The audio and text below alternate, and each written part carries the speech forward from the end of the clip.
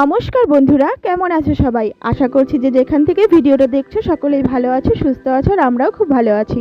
গত 4 দিন ধরে গণপতিজিকে আমাদের সঙ্গে রাখার সৌভাগ্য হয়েছে, সেই জন্য গত 4 দিন ধরে বাড়িতে নিরামিষ। এই কয়দিন নানান রকম জিনিস খেলেও আজকে কেন জানি না মনে হচ্ছিল একটু পনির খাই, সেই জন্য মাকে বললাম আজকে পনির রান্না করো। সেই জন্যই মা আজকে পনির রান্না করেছিল। খুব টেস্টি হয়েছিল খেতে, আর সবাই মিলে একসাথে বসে আনন্দ করে খাওয়ার তো মজাই আলাদা। অনেক দিন পরে মাসি, ভাগ্নি, মা সবাই মিলে একসাথে খেতে বসেছি। মেজমাসি কালকেই চলে গিয়েছে, আবার আসবে আগামীকাল।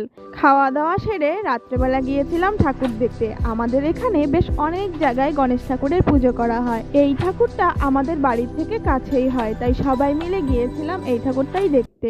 বাড়ি এসে দেখি মা এখানে বাড়ির ঠাকুরের লুট দিচ্ছে। ভাদ্র মাসের শনিবার দিন বাড়ির ঠাকুরের পূজা বা লুট দিতে হয়। তো যাই হোক, আমাদের বাড়িতেও লুটটা দেওয়া হলো। তারপর পাড়ার কিছু বাচ্চা কাচ্চাকে ডেকে এনে প্রসাদ দেওয়া হলো। পরের দিন মানে আজকে ছিল রবিবার, সকাল সকাল মা বাজারে চলে গিয়েছিল, কারণ পাড়ার কয়েকজন মানুষকে নেমন্তন্ন করা হয়েছে। আর আজকে ছিল বিসর্জন, একটু পরেই তো ঠাকুর চলে যাবে।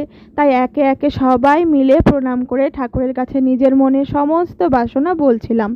তো ঠাকুর চলে যাবে জন্য সবার মন ভীষণ খারাপ ছিল, কারণ একটা বাড়িতে যদি একটা মানুষ এসেও থাকে কয়েকটা দিন, তার প্রতিও তো মায়া জন্মে যায়। আর ইনি তো আমাদের ভগবান, তাকে 4-5টা দিন ধরে আমাদের বাড়িতে এনে রেখেছিলাম, আজকে সে চলে যাচ্ছে। আমাদের বাড়িতে যদিও গণেশ ঠাকুরের বিগ্রহ আছে, তারপরেও এই প্রথমবার বাড়িতে মাটির মূর্তি দিয়ে গণেশ পুজো করা হলো। এর আগে তো বিগ্রহ দিয়েই পুজো করা হতো, তাই বিসর্জনের কি কষ্ট হয় সেটা কখনো বোঝা হয়নি। এই প্রথমবার ঠাকুরটাকে বিসর্জনের জন্য যখন নিয়ে যাচ্ছি, মনে হচ্ছে বাড়ির খুব কাছের একটা মানুষ চলে যাচ্ছে। খুবই কষ্ট হচ্ছে। দুর্গাপুজোর দশমীর দিন যেরকম কষ্ট হয় ঠিক সেরকম কষ্টই হচ্ছে। তো যাই হোক, কথা বলতে বলতে চলে এসেছি নদীর পাড়ে। আমাদের বাড়ির কাছে এটাই সব থেকে বড় নদী। নদীটাও এখন বন্যার জলে ফুলে ফেপে উঠেছে। আমাদের সবারই ইচ্ছা ছিল নদীতে নেমে সবাই মিলে একসাথে ঠাকুরের বিসর্জন দেব, কিন্তু নদীতে এত জল দেখে কারোরই আর নদীতে নামার সাহস হলো না।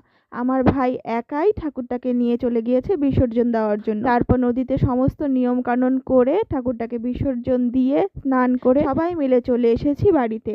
তোমাদের কার কার বাড়িতে গণেশ পুজো হয় সেটা অবশ্যই আমাকে কমেন্ট করে কিন্তু জানিও। আর আমার ভিডিওটা তোমাদের কেমন লাগলো সেটাও অবশ্যই আমাকে কমেন্ট করে জানিও।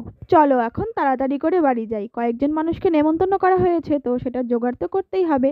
তো বাড়ি এসে দেখি বড় মাসি প্রায় সব জোগাড়ই করে ফেলেছে। মাছ ধুয়ে ফেলেছে, মাংস ধুয়ে ফেলেছে, প্রায় সব জোগাড়ই করে ফেলেছে। আর মা এদিকে রান্নাটাও বসিয়ে দিয়েছে। আমার সেরকম কোনো কিছু করতে হয়নি। তো রান্না শেষ করে যে কয়েকজন নিমন্ত্রিত ছিল সবাইকে খাইয়ে আমরা সবাই মিলে খেতে বসেছি। আজকে খাওয়ার সময় ভীষণ মজা হয়েছে। আমি, মা, বৌদি, বড় মাসি, মেজমাসি, ভাগ্নি সবাই মিলে একসাথে গল্প করতে করতে বেশ জমিয়ে খাওয়া দাওয়া হয়েছে। এই দিনগুলোর জন্যই তো অপেক্ষা করে থাকি সারা বছর। আবার কবে সবাই একসাথে হব, একসাথে খাওয়া দাওয়া করব, মজা করব, গল্প করব।